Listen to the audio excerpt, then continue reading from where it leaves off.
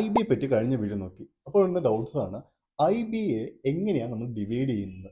I B divide ചെയ്യുന്നത് ATR ഉപയോഗിച്ചിട്ടാണ്.